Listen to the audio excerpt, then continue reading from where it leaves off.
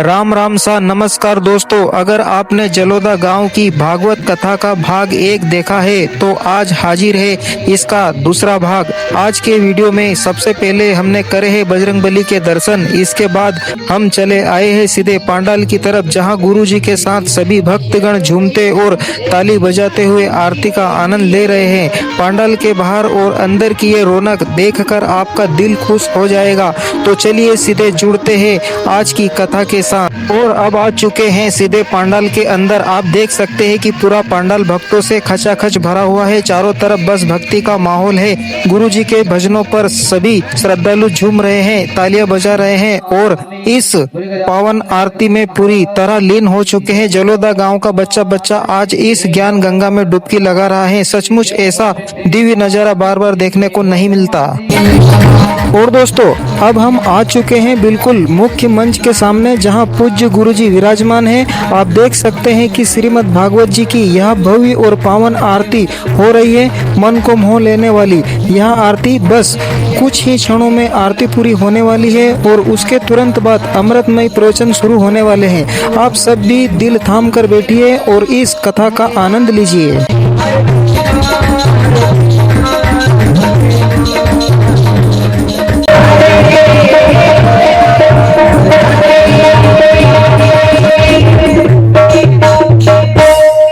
स्वस्ति श्री गणेशाय नमः। स्वस्ति श्री वेद पुरुषाय नमः। स्वस्ति श्री सरस्वत्यै नमः। श्री गुरु चरण सरोज रज निज मन मुकुर सुधार वरण रघुवर विमल जसु जोदायक फलचार। बुद्धिहीन तनु जानिके सुमिरौ पवन कुमार। बल बुद्धि विद्या देहु मोहि हरौ कलेश विकार। बोलिए श्री गजानंद गणपति भगवान की जय। सांवरिया सेठ की जय। श्री गिरिराज धरण की जय। मोर वंशी वाले की जय। अंजनी लाल की जय। श्रीमद् भागवत महापुराण की जय। सदैव नारायण भगवान की जय। शिव नमः पार्वते पतये हर हर महादेव हर। इस कथा के द्वितीय सोपान में भगवान गणेश मां वीणा वादनी शारदा माई के श्री चरणों में प्रणाम श्रद्धा रूपी सुमन समर्पित करते हुए श्रीमद् भागवत महापुराण की कथा में आगंतु सभी माता शक्तियां, उपस्थित श्रद्धालु वृंद, बाहर से पधारे हुए अतिथि गण, मंगलमय संत समाज, सभी के हृदय में विराजित राधा माधव के स्वरूप को प्रणाम करते हैं। और आइए भाव के साथ परिणाम संकीर्तन के साथ आज की मंगलमय कथा में प्रवेश करते। श्री चार भुजानाथ भगवान द्वारकाधीश के मंगलमय स्वरूप को हृदय में धारण करते हुए आज की मंगलमय कथा का हम सब लोग शुभारंभ करते हैं। दोस्तों, अब वो शुभ घड़ी आ गई है जिसका हम बेसब्री से इंतजार कर रहे थे। पूज्य पंडित श्री कन्हैया नागर जी महाराज श्रीमद् भागवत कथा की अमृत वर्षा करने वाले हैं। नैमिषारण्य की पावन भूमि वहां पर सोनकादिक 88,000 ऋषि पुराणों के ज्ञाता सूत जी महाराज से श्रीमद् भागवत महापुराण की कथा को सुन रहे हैं। और कम हम लोगों ने भागवत की महिमा को सुना। जो भागवत जी की कथा भाग्य को बढ़ाती है, भाग्य को जगाती है और भाग्य को बदल करके रख देती है, ऐसी पावन श्रीमद् भागवत महापुराण की ये पावन कथा है। तो कल हमने सुना बड़े भाव से कि गो ज्ञान वैराग्य को भी बुढ़ापा आ गया, उसको भी चेतना मिली भागवत जी की कथा से। धुंधकारी जैसे प्रेत का उद्धार भी हुआ भागवत जी की कथा से। आत्मदेव ब्राह्मण को भी परम शांति का अनुभव हुआ भागवत जी की कथा से।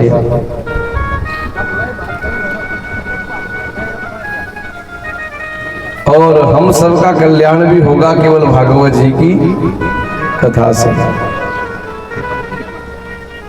बताओ, बांस में बैठ करके वो तर गया, हम पांडाल में बैठ करके भी रह गए। कल आपसे एक निवेदन कही थी, कथा सुनना, जितनी भी सुनना उसको मन लगा करके एकाग्रता के साथ सुनना, जीवन में अमल करना, गोविंद की कृपा प्राप्त होगी। और कितना भी अच्छा भोजन बना हो, सुंदर हो, स्वादिष्ट हो, केवल देखने से भूख समाप्त नहीं होती। बहुत जोर की भूख लगी हो, भोजन सामने रखा है, अच्छा है, सुंदर है, स्वादिष्ट है, लेकिन क्या देख लेने से आपकी भूख समाप्त हो जाएगी? बोले नहीं, फिर थाली में लेकर नेवाला मुंह में डालेंगे और पेट में पहुंचेगा, तब जाकर के भूख समाप्त होती है। वैसे ही कथा है ये भागवत जी की कथा, वो भूख को मिटाती है, और ये भागवत जी की कथा व्यथा को मिटाती है।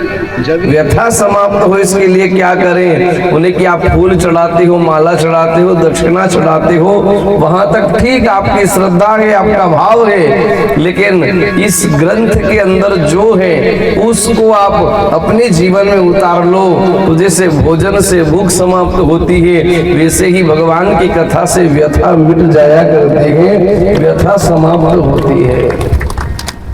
और व्यथा मिटाने के लिए ही कथा का आगमन हुआ है। दोस्तों, गांव जलोदा से सीधा प्रसारण आप देख रहे हैं। आज की कथा अद्भुत होने वाली है, इसलिए वीडियो को अंत तक जरूर तो देखें। भगवान आपने हमारा वर्ण किया, भगवान आप सब लोगों का वर्ण कर ले, तब जाकर के ही संबंध पक्का मांझा जाता है। विवाह में हम सब लोग जाते हैं तो वर और वधू होते हैं, दुल्हा और दुल्हन होती है। दुल्हा दुल्हन के गले में माला डालता है और दुल्हन दूल्हे के गले में माला डालती है, तब ही विवाह पूरा माना जाता है, वर्ण पक्का माना जाता है। यदि एक डाले और एक न डाले तो बोलो आनंद आएगा? जो भी हमने किया उसकी सफलता कब है? जब दोनों एक दूसरे का वर्ण कर ले।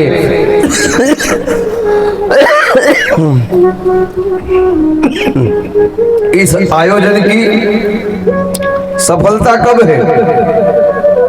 जब आप वर्ण कर लो। जैसे आपने भागवत जी का वर्ण किया, कथा को बुलाया है, अब इसके बाद क्या प्रोसेस है? इसका वर्ण आप कर लो, इसको सुन लो, इसको हृदय में उतार लो, तभी वर्ण पक्का माना जाएगा। ये हमारे यजमान बनते हैं, यजमान को भी हम लोग वर्ण करते हैं और यजमान आचार्य का वर्ण करते हैं। धागा बांधना क्या है? ये जो धागा बांधना, ये वर्ण करना ही है कि हमने आपको यजमान के रूप में स्वीकार किया, और यजमान नाड़ा बांध करके तिलक लगा कर कहता है मैंने आपको यजमान आचार्य के रूप में स्वीकार किया। वैसे ही आपने मुझे श्रोता के रूप में यहाँ पर वर्ण किया है, तो आप और आपका और मेरा संबंध पक्का कब माना जाएगा? जब भागवत जी की कथा जो आपको सुना रहे हैं, इस कथा का वर्ण आप लोग कर लोगे तो संबंध पक्का माना जाएगा। और बिना वर्ण करे कल्याण नहीं है। आपको कोई बीमारी है, शरीर में पीड़ा है, डॉक्टर से गोली लेकर के आओ, उस गोली को लाकर के रख दो, कहाँ? अलमारी में, और दिन में 4 बार देखो। कितनी बार देखो बेन? 4 बार देखो। क्या देख लेने मात्र से हमारे शरीर में जो पीड़ा है, जो रोग है, जो कष्ट है वो दूर हो जाएगा? नहीं, यदि कष्ट को दूर करना है तो उस गोली को आप पानी के साथ में, चाय दूध के साथ में ग्रहण करो, तब जाकर के वो अपना असर दिखाती है। और असर दिखा करके हमारे अंदर जो पीड़ा है, जो रोग है, जो कष्ट है, उस रोग को समाप्त कर देती है। वैसे ही भागवत जी की कथा है, इसको सुनो और सुन करके जीवन में उतारो, और उतारने पर क्या होगा, ये हमारे भव रोग को मिटा देगी, वो रोग को दूर कर देगी भागवत जी की कथा। मन की व्यथा समाप्त हो जाएगी, परम शांति की प्राप्ति हो जाएगी। कथा को आप शांति दीजिए, ये कथा की शांति तुम्हारे जीवन में बहुत बड़ी क्रांति लेकर के आएगी, बहुत बड़ा बदलाव लेकर के आएगी। और अंत तो गत्वा इस मार्ग पर आना ही पड़ेगा। आज नहीं तो कल, कल नहीं तो परसों आना ही है इस मार्ग पर। वो नहीं जो कभी नहीं आए, कभी नहीं सुने, कभी मंदिर नहीं जाए, न दान में, न धर्म में, न पूजा में, न पाठ में, न अनुष्ठान में, न कोई धार्मिक यात्रा, न कोई नर्मदा स्नान, न गंगा स्नान, किसी में नहीं जाता। मरने के बाद उसकी हस्तियां हम लोग इकट्ठी करके उज्जैन ले जाते हैं, प्रयागराज ले जाते हैं, हरिद्वार ले जाते हैं, वहां पर जाकर गंगा जी का जल चढ़ाते हैं। जी उसने जीवन भर गंगा जल को हाथ नहीं लगाया, मदारू की बनी बोतल को हाथ लगाया है, लेकिन मरने के बाद यदि उसकी हड्डियों पर भी गंगा जल चढ़ जाता है तो वो मोक्ष का अधिकारी हो जाया करता है। इसलिए हमारे यहाँ पिंडदान की, कर्मकांड की विधा बनाई कि जो नहीं आ पाया, जो रह गए मंदिर से दूर, कथा से दूर, सत्संग से दूर, उनका कल्याण कैसे?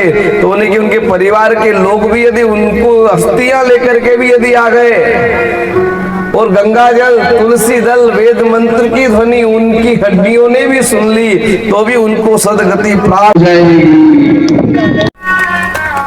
इसलिए धुंधुकारी ने देखो ना, प्रेत बना, प्रेत बनकर के बांस में सुनी और फिर दिव्य रूप धारण करा, तब जाकर के मोक्ष मिला। मतलब कथा कह रही है, तुम दुनिया का जितना भी संसार से प्रीति करना हो कर लो, भोगों को भोग लो, विषयासक्त जीवन जी लो, जितना भी व्यसन करना हो कर लो, लेकिन अंत तो गत्वा तुम्हें मुक्ति दुनिया के साधनों से, व्यसनों से, भोगों से, विषयों से नहीं मिलने वाली है। सदगति यदि आपको मिलेगी तो संत से, सदग्रंथ से और भगवान की शरण ग्रहण करने से ही हमें सदगति की प्राप्त होगी, और न सदगति प्राप्त होने वाली नहीं। पूज्य गुरु जी के मुखारबिंद से बरसने वाली इस ज्ञान गंगा को सुनना सचमुच एक अद्भुत अनुभव है। इसलिए हमारे यहाँ मरते हुए व्यक्ति को गीता सुनाई जाती है, 8 प्रकार का दान कराया जाता है, भगवान का फोटो दिखाया जाता है, मरणासन व्यक्ति के मुख में तुलसी दल डाला जाता है, गंगा जल डाला जाता है। क्यों डाला? इन्हें तो कभी तुलसी दल लिया नहीं, गंगा जल पिया नहीं, चरणामृत पिया नहीं, बोले क्या पी? ठेके पर जाकर मदिरा पी, मांस का भक्षण किया, गुटखा खाया, पाउच खाया, चरणामृत लेने का तो टेम ही नहीं था इसके पास। तो उन्हें फिर अंतिम समय इसके मुख में क्या डालो? गुटखा डालो। लेकिन डाला क्या? पता है सारे जीवन भर खाया, लेकिन फिर भी कुछ प्राप्त नहीं हुआ। लेकिन एक बूंद भी यदि गंगा जल की चली गई, एक दल भी तुलसी का यदि मुख में चला गया, तो यूं समझ लो कि ये वैकुंठ जाने का मार्ग उसने प्रशस्त कर लिया है। जय श्री कृष्णा। इसलिए कहा श्री गंगा जी का यह जल हो, यमुना का तुलसी वट हो, मेरे मुख में तुलसी दल हो, मेरा सांवरा निकट हो, जब प्राण तन से निकले। इसलिए जितना प्रयास करो उतना अच्छी जगह बैठने का प्रयास किया जाए, ताकि जीवन में पछतावा ना हो कि मैं अच्छी जगह बैठने का अवसर मिला, वहां बैठ ही नहीं पाया। क्योंकि अभी नहीं, एक समय आता है जब पछतावा जीवन में व्यक्ति को जरूर होता है। क्योंकि दुनिया में कोई ऐसा नहीं है जो पछताया नहीं, कोई फूल ऐसा नहीं है जो बाग में खिला और मुरझाया। ये माला आप सब लोग लेकर के आए हैं, यह माला 1-2 घंटा में। हमारा जीवन भी ऐसा ही है, बचपन में क्या था, जवानी में क्या था और बुढ़ापे में क्या है। फिर वो केवल पछतावा रहता है कि पांडाल लगा था, कथा हो रही थी, सदगुरु आए थे, लेकिन मैं भाग नहीं ले पाया। परीक्षित आत्मदेव ब्राह्मण को भी तो यही हुआ कि पुत्र नहीं था, तो पुत्र मिल गया। पुत्र मिलने के बाद भी लगा कि इसमें तो कोई फायदा ही नहीं है, इसे तो और ज्यादा दुखी होना पड़ा। फिर पश्चाताप किया, फिर भगवत दशम स्कंद का पाठ किया। धुंधुकारी ने जितने बुरे कर्म थे सब कर डाले, जिनके पीछे हम भाग रहे हैं सबके पीछे भाग गया। अंततो गत्वा मरना पड़ा, और मरने के बाद कहा कि सबका संग करा, सबका साथ करा, लेकिन जिसका साथ करने से मुझे परम शांति मिलती उसका साथ करना मैं भूल गया। अब भाई कुछ करो, तो फिर पांडाल लगाया, मंच बनाए, व्यासपीठ बनाई, और गोकर्ण जी ने भागवत जी की कथा कही। और फिर उसी ने प्रेत रूप में अपना मन, अपना चित्त किससे जोड़ा? भगवान की कथा से जोड़ा, सत्संग से जोड़ा। और सत्संग से जोड़ने के बाद जो संग करा, तो उस संग ने उसको भगवान से मिला दिया, भगवत स्वरूप प्रदान कर दिया। दोस्तों कमेंट में जय श्री कृष्णा जरूर लिखें। तब हुआ कि ये शायद मैं जीवित रह करके कर लेता तो क्या होता। जब मरने के बाद प्रेत रूप में सुनी तो ये स्थिति के विमान आया, दिव्य रूप धारण हो गया, परम शांति मिली। यदि जीवित रह करके सुनता तो सारा जीवन अशांति में गया, मेरे जीवन में भी शांति मिल जाती। और ये शांति को देने के लिए ही कथा आई है। लेकिन शांति भी कौन सी शांति चाहिए? क्रांति से शांति की स्थापना ना हो, शांति से शांति की स्थापना हो। देव शांति, पृथ्वी शांति, अंतरिक्ष को शांति, ओक हृदय शांति, वनस्पतय शांति, सर्वगु शांति, शांति रेव शांति। शांति से शांति। घर में लड़ाई झगड़ा हो रहा है, आप में खूब लड़ाई झगड़ा हुआ, किसी को मार दिया, चुपचाप हो गए घर के सब लोग, वह शांति है कहीं? बोलो। कोई घर में अकस्मात घटना घट गई, सब लोग मौन हो गए, कोई नहीं बोले, वो शांति है क्या? बिल्कुल नहीं, वो शांति नहीं है।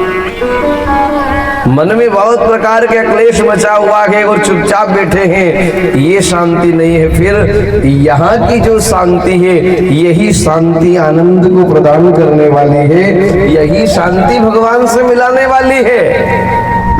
यहाँ कोई आप दुख में नहीं बैठे हो, झगड़ा करके घर से नहीं आए हो, क्लेश नहीं है, परेशानी नहीं है। यहाँ पर प्रसन्न होकर के आप 3 घंटे बड़े प्रसन्न सिद्ध होकर के जो यहाँ से भगवत कथा सुनाएंगे वो सुनोगे आप, और यही शांति देगी। और इस शांति को जिसने अपने जीवन में स्थिर कर लिया, उसका जीवन परम आनंद की यात्रा में रमण करेगा महाराज।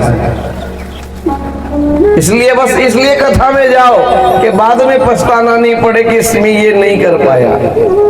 सुख पाया सदा जिसने जग में, उसे आखिर में दुख आना पड़ा।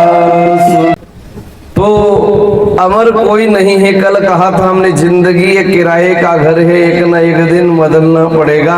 ये सब हम धर्मशाला में हैं, अपने पहले कितने आए और कितने चले गए, और हमें भी जाना है। और 100 साल से ज्यादा कोई को नाम या अमर, इस बात का हम कर चुके हैं। लेकिन मूल बात यह है कि हमें शांति से शांति की प्राप्ति करना है, और व्यथा को समाप्त कर दे, वही कथा हमारे जीवन में काम की है। बोलो राधे राधे दोस्तों। एक बार की बात है, देव ऋषि नारद सारे लोगों में भ्रमण करते करते हिमगिरी गुहा को देखा, गुफा को देखा, परम सुंदर और रमणीय थी। वहां पर आसन लगा करके भगवान का भजन बैठ गए। बहुत समय होने के बाद एक बार देव ऋषि नारद कैलाश पर्वत पर आए। माता पार्वती जी को बड़ी प्रसन्नता हुई, वंदन किया, प्रणाम किया और गुरुदेव से पूछा, मैं बहुत दिनों से आपकी प्रतीक्षा में थी, आप इतने दिनों से कहाँ थे? तब कहा कि मैंने आजकल कहीं भी आना जाना बंद कर दिया। बोले क्यों बंद कर दिया? सुर मुनि जन सब की यह रीति और स्वार्थ लाग करई सब प्रीति, सब स्वार्थ का जीवन जीते हैं, इसलिए मैंने कहीं पर भी आना जाना बंद कर दिया। सारी दुनिया स्वार्थी हो गई है, कहीं भी आता जाता नहीं हूँ, भजन करता रहता हूँ। अच्छा, हम भी कितने स्वार्थी हैं। बिना स्वार्थ के कोई किसी से राम राम नहीं करता। मंदिर भी जाएंगे तो स्वार्थ के कारण, पूजा भी करेंगे तो कामना के कारण। कौन जा रहा है जो भगवान को निस्वार्थ भाव से पाने जा रहा है? यही दुकान धंधा मकान गाड़ी घोड़ा बंगला सब बड़े, इसीलिए तो सब मंदिर जा रहे हैं। तो भगवान से प्रेम का हुआ, हमारे प्रेम ने भक्ति का रूप कहाँ लिया? हम तो सौदा कर रहे हैं ना, कि अपने या किसी ने काम किया उसको तिहाड़ी दे दो, मजदूरी दे दो, तो प्रेम कहाँ बचा? भगवान से हमने कुछ जल चढ़ाया, आराधना करी, बिलपत्र चढ़ाया, कुछ भगवान की आराधना करी और मांग लिया, तो फिर आपका सौदा हो गया कि भक्ति नहीं बची है, अच्छा भाव कहाँ बचा? जय हो भागवत महापुराण। व्रत उपवास भी हम लोग स्वार्थ के कारण कर रहे हैं, एक दूसरे से जुड़ भी इसलिए रहे स्वार्थ के कारण। निस्वार्थ भक्ति से भगवान की प्राप्ति होती है। पद अच्छा हो, नौकरी अच्छी हो, पैसा खूब हो, हर कोई साथ दे दे, लेकिन जब घर के आटे के डिब्बे में एक मुट्ठी आटा नहीं हो, बहुत संकट का समय हो, उस समय कोई आपका साथ दे और आपके साथ चल पड़े और आपको घबराने न दे, समझ लेना यही मेरा पक्का साथी वर्ण से, सच्चा साथी वही है। ये तो बहुत सारे प्रकार का आनंद है, खूब धन संपदा है, वैभव है, और कि हम तुम्हारा साथ तो दुनिया हो जाएगी, क्या दिक्कत है? तो सुर मुनि यह सब की यह रीति, स्वार्थ लाग कर सब प्रीति। पार्वती जी ने कहा सब में स्वार्थ हो, लेकिन भगवान भोलेनाथ में और मुझ में तो कोई स्वार्थ ही नहीं है। इतना प्रेम करते हैं कि कहा गुरु मंत्र कभी किसी को नहीं बताना चाहिए। भोलेनाथ ने मुझे अपना गुरु मंत्र भी बता दिया और कहते हैं कि जिस भी भगवान का ध्यान करते हैं तुरंत समाधि में उठने के पास आते हैं और कहते हैं पार्वती आज मैंने भगवान के बाल रूप का दर्शन किया। फिर कहते हैं आज मैंने धनुषधारी भगवान का दर्शन किया, आज मैंने भगवान की बाल लीला का दर्शन किया है, आज मैंने भगवान को दंड कारण्य में भ्रमण करते हुए देखा, आज मैंने भगवान को चित्रकूट में संध्या करते हुए देखा। जो भी भगवान का दृश्य छवि भगवान के ध्यान करते हुए प्रकट होती सब वर्णन कर देते हैं, इतना प्रेम करते हैं। और संसार की दृष्टि से देखें तो हमारे घर में चाय बनाने के लिए तपेली भी नहीं है, कोई आभूषण नहीं, कोई सोना नहीं, कोई चांदी नहीं है, कोई सामान विशेष नहीं है, लेकिन उसके बाद भी भगवान भोलेनाथ में और हम दोनों में कभी झगड़ा होता नहीं, कभी विवाद नहीं हुआ, हमसा आनंद यहाँ पर यह रहे हैं। रकम तो देखी नहीं मने, जैसे पिताजी के यहाँ से आई मालूम नहीं रकम कैसी होया करे, सोना चांदी क्या होता है मुझे पता नहीं, लेकिन कभी भी भोलेनाथ में और मुझे में झगड़ा नहीं हुआ। इतना प्रेम, तो देव ऋषि नारद ने कहा इतना प्रेम, बोले हाँ। तो एक बात बताओ देवी, भगवान शिव के गले में जो मुंडों की माला है उसमें किसके मुंड है? पार्वती जी ने कहा मुझे नहीं पता। बोले जब नर मुंडों की माला भगवान धारण करते हैं उसमें किसके किसके मुंड लगाए हैं उसके बारे में ही नहीं पता है तो क्या खाक प्रेम करते हैं आपसे? अब तो पार्वती जी को भी संशय हो गया, और एक बार किसी माताओं को संशय हो जाए, किसी की ताकत नहीं है कि उनका संशय के दूर कर दे। आजकल हमारे घर में रिश्ते इसीलिए खराब हो रहे हैं, द्वेषता इसीलिए बढ़ती जा रही है, हम एक दूसरे पर शक करते रहते हैं, स्त्री पुरुष पर, पुरुष स्त्री पर। घर चौराहे पर दो लोग बैठे हैं, बात बनाई हुई अपनी नौकरी की, धंधा की, जमीन की, बच्चा बच्ची की करी रिया है, पर तीसरो व्यक्ति निकले नहीं तो वो जजमेंट कहीं लगाएगा मालूम मारा मारा में ही विरी है। ऐसे भोकट के शंका का भूत हम बना लेते हैं। एक बार एक रस्सी पड़ी हुई थी रात्रि में, अंधेरा था। अब जब अंधेरा था तो अंधेरे में वो रस्सी कैसी पड़ी हुई थी, लंबी की लंबी। किसी ने कहा रे बाप साहब, पड़ोसी को उठा लिया, घर वालों को उठा लिया, अरे सांप सांप आ गया। कहाँ सांप? वो कमरे में है। जैसे ही लाइट ऑन करी, उजाला किया तो सांप वहां नहीं था, एक रस्सी पड़ी हुई थी। और पूरा घर तो की दियो माथा पे, पड़ोसी उनके भी जगह लिया है। पता चला तो रस्सी है। रस्सी को सांप कैसे समझा? अंधकार में था,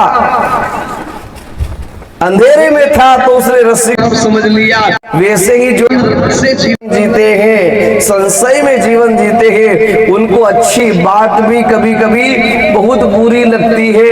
ऐसा लगता है कि मेरे लिए ही सोच रहे हैं, मेरे लिए ही कुछ विचार कर रहे हैं। ऐसे संशय में वो अपने जीवन की खुशियों का गला घोट देता है।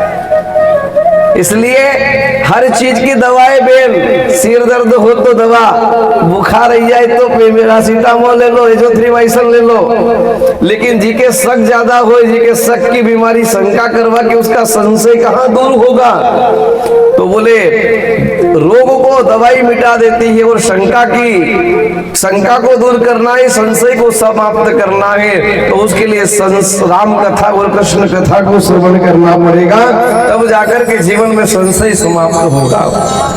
क्योंकि राम कथा सुंदर कर तारी और संशय विहग उड़ावन है, संशय को समाप्त कर देती है भगवान की कथा। आज की कथा में एक बहुत ही अद्भुत प्रसंग हो रहे हैं, अंत तक जरूर देखें दोस्तों। अब देव ऋषि नारद तो चले गए, पार्वती जी रुष्ट हो गई, उदास होकर के बैठी हुई भगवान महादेव समाधि से उठे और सीधे पार्वती जी के पास गए। पार्वती जी के पास जाकर कहा, देवी क्या हो, नाराज हो, क्यों रुष्ट हो रही हो? उन्हें कि आप बहुत कपटी हो। उन्हें कि मैंने तो कभी कोई कपट किया नहीं आपसे। उन्हें कि आप बहुत कपटी हो, क्यों? आपके गले में ये जो माला है, इसमें किसके किसके मुंड आपने धारण किए हुए हैं? आप सही सही बताना। उन्हें की देवी किसी के नर मुंड नहीं है, ये जब जब आपने देह छोड़ी, हर बार के देह को जो सिर था उसको मैंने माला में धारण करके भ्रमण करता रहता हूँ आपके प्रेम की खातिर। मैंने इनको आपके ही नर मुंड है। फिर तो कहा, बोले और कपटी हो आप, मेरा तो इतनी बार जन्म और मरण हो गया, आपका तो ना जन्म हुआ ना मरण हुआ। आपने ऐसी कौन सी औषधि और कौन सी जड़ी बूटी खाई है जिससे आपका जन्म मरण नहीं होता? भगवान महादेव ने कहा कि मैंने अमर कथा को सुना है। बोले वो अमर कथा मुझे भी सुनना है, सुनाइए। तो कहा कि राम कथा के ते अधिकारी, सत्संगति जिनको अति प्यारी। राम कथा का, कृष्ण कथा का अधिकारी वो है जिसको सत्संगति बहुत प्यारी लगती हो, भगवान का भजन प्यारा लगता हो। तो जब बार बार कहा तब महादेव ले गए। हिमाचल प्रदेश में 3 तालियां बजाई, पक्षी उड़ जाते हैं। सर्प को उतार दिया और एक पक्षिणी थी, उसने अंडे के रूप में एक अंडे को जन्म दे दिया। अंडा पड़ा हुआ है। महादेव कथा सुनाने लगे। एक दिन बीत गया, दूसरा दिन बीत गया, तीसरा दिन प्रारंभ हो गया। पार्वती जी को आ गई नींद, क्योंकि कथा में नींद बहुत जल्दी आती है, ये कथा का प्रभाव है। कथा में नींद आई, या भी कृपा है भगवान की। क्योंकि नींद कब आती है बताओ आप? जब आदमी को सुख मिलता है, निश्चिंत हो जाता है, तब नींद आती है। टेंशन रहे तो नींद आएगी?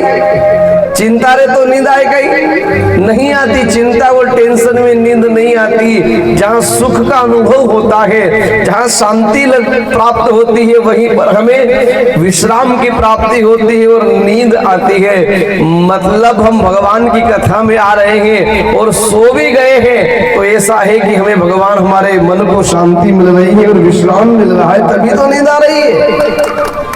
ये तो चिंता में नींद किसको आती है? यही बात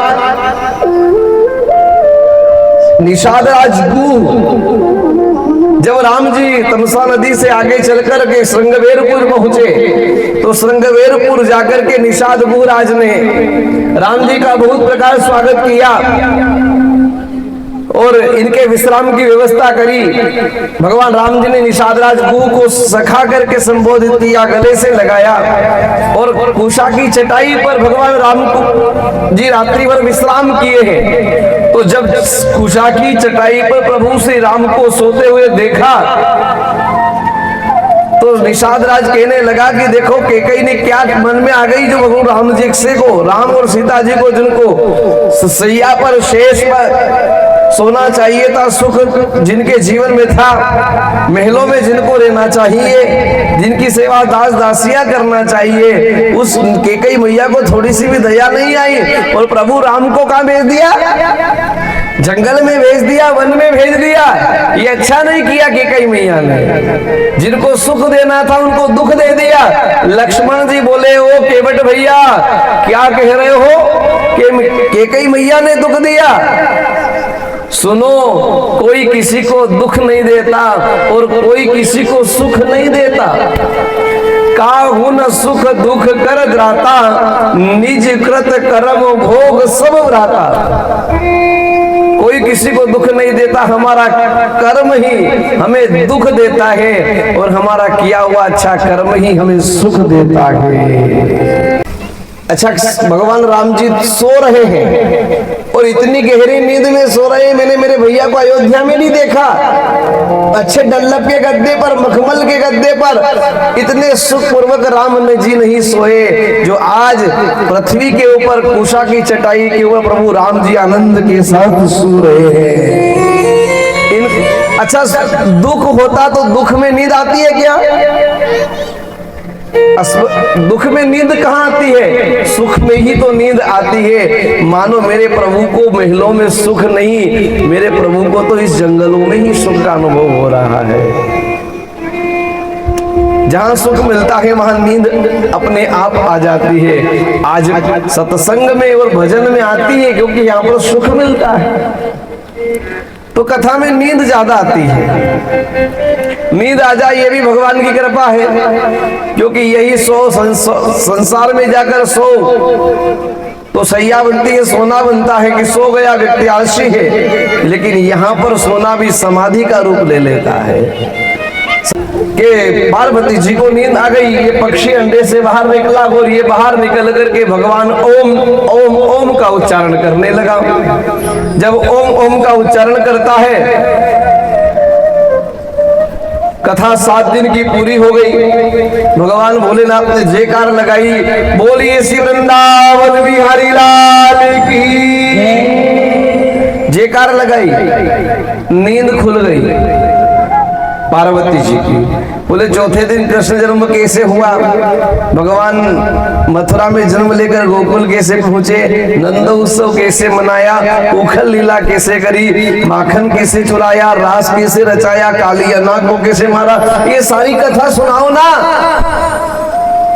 तो उन्हें की मैंने तो 7 दिन की कथा पूरी कर दी, तू कहाँ थी? बोले मैं सो गई थी। अब सो गई तो इसमें कथा का दोष है क्या? बोलो, जागत है सो पावत है और सोवत है सो खोवत है, इसलिए जागो।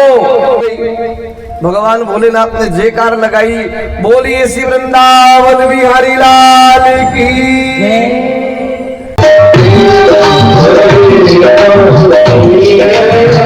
दोस्तों, आप देख सकते हैं कि यहाँ मुख्य मंच से कितना सुंदर और भावपूर्ण भजन चल रहा है। भगवान की भक्ति का रंग ऐसा चढ़ा है कि यहाँ मौजूद हर एक श्रद्धालु अपनी सूद बूद भूलकर आनंद में नृत्य कर रहे हैं। चारों तरफ सिर्फ और सिर्फ सच्ची श्रद्धा और भक्ति का माहौल है। इस पावन नज़ारे को देखकर अगर आपका मन भी खुश हुआ हो तो कमेंट बॉक्स में जय श्री कृष्णा जरूर लिखिएगा। और हाँ, इस कथा के आगे के सबसे मुख्य और चमत्कारी प्रसंग देखने के लिए चैनल को अभी सब्सक्राइब कर लीजिए ताकि आपसे कोई भी भाग मिस ना हो। बने रहिए हमारे साथ और आनंद लीजिए इस दिव्य भजन का।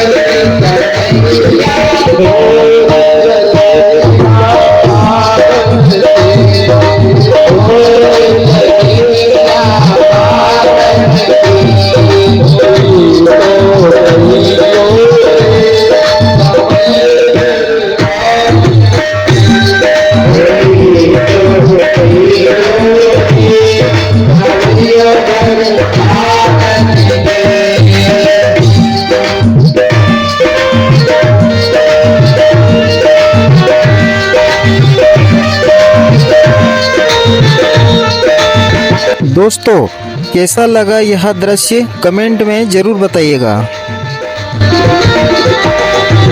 संकट का समय हो उसके जीवन में जाकर सांत्वना देना, उसके दुख को बांटना, लेकिन उसके दुख का प्रचार मत करना। यदि अपना साथ बीते और अपना साथ कोई ऐसा करे तो निवेदन किया दुर्योधन है, लेकिन समय पर पछताया, खूब रोना आया और अंतिम प्राण छोड़े इसने। फिर द्रौपदी रोने लगी, मेरे पुत्रों को किसी ने मार दिया। किसने मारा? क्योंकि अर्जुन आए, प्रतिज्ञा कर ली जरूर मार दूंगा, सूर्यास्त से पहले वध करूंगा। द्वारकाधीश को सारथी बनाकर अश्वत्थामा को लाकर के सामने खड़ा किया। लो ये अश्वत्थामा। द्रौपदी कहने लगी, ये मुच्यताम, ये आपके ब्राह्मण का बेटा है, इसकी माँ का एक लौता पुत्र है और इसकी माँ का एक ही बेटा है और इसी के सहारे तुम्हारी गुरु माँ जीती है। इसको मार दोगे तो इसकी माँ का क्या होगा? कौन कह रही है जिसके 5 बेटों को दुर्योधन ने मार दिया है? लेकिन उसके बाद भी द्रौपदी कह रही है छोड़ दो। भगवान ने कहा मैं किसी की ओर नहीं बोलता, मैं धर्म शास्त्र की बात ही बोलता हूँ, जो ग्रंथों में लिखा वह करो। आता ताई कैसा भी हो उसको छोड़ना नहीं चाहिए। आग लगाने वाला, धोखे से देखने वाला, बुरी नजर से देखने वाला, ये लोग आताताई आते हैं। इसने आताताई जैसा कर्म किया और ये ब्राह्मण है तो इसको मारो मत, इसकी मणि निकाल लो। भरी सभा में धप्पा दे करके अपमानित करके निकाल दिया। ये कंदराओं में जाकर सोचता रहा कि पांडवों के वंशज में कौन है, तो पता चला कि जब उत्तरा गर्भवती थी, उसका पति अभिमन्यु मृत्यु को प्राप्त हो गया था, वह गर्भ आज 9 महीने का पूर्ण हो गया है। क्यों ना उस गर्भस्थ शिशु को ही मार देता हूं, तो न रहेगा बांस न बजेगी, कोई वंश में बचेगा ही नहीं। गर्भ में रहे अंतिम बालक को भी मार देता हूं। तो उस गर्भ को मारने के लिए ब्रह्मास्त्र चलाया। ब्रह्मास्त्र उत्तरा के गर्भ को नष्ट करने लगा। दौड़ी और घबराई और घबरा करके द्वारकाधीश की शरण में आई और हाथ जोड़ करके कहा, पाहि पाहि महायोगिन देव देव जगतपते नान्यम तुर भयम पश्ये यज्ञ मृत्यु परस्परम। है केशव, है द्वारकाधीश, रक्षा करो। जब जब जीवन में संकट पड़े, आपदा पड़े, तो इन दर दर घर घर मत भटकना, केवल मोर मुकुट बंसी वाले के चरणों को पकड़ना और उसके सामने हाथ जोड़कर खड़े हो जाना। वो मृत्यु के मुख से भी आपको बचा लाएगा। और उत्तरा ने प्रार्थना की, पाहि पाहि महायोगिन देव देव जगतपते, नान्यम तद भयम पश्ये यत्र मृत्यु परस्परम। मेरी नैया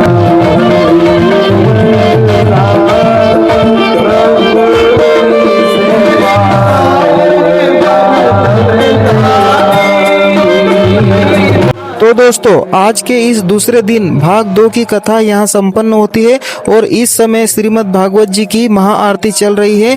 आइए हम सब मिलकर इस पावन आरती का पुण्य लाभ लेते हैं। और हाँ, कल का तीसरा भाग पार्ट 3 बहुत ही ज्यादा विशेष मुख्य होने वाला है। सबसे अद्भुत और चमत्कारी प्रसंग सुनाया जाएगा, जिसे देखना आप बिल्कुल मिस मत करना। अगले भाग को सबसे पहले देखने के लिए चैनल को अभी सब्सक्राइब करके बेल आइकन दबा लीजिए। अगर आज का वीडियो अच्छा लगा हो तो इसे लाइक करें और कमेंट में जय श्री कृष्णा या राधे राधे जरूर लिखें। मिलते हैं कल के इसके तीसरे भाग में, तब तक के लिए जय श्री कृष्णा, राधे राधे।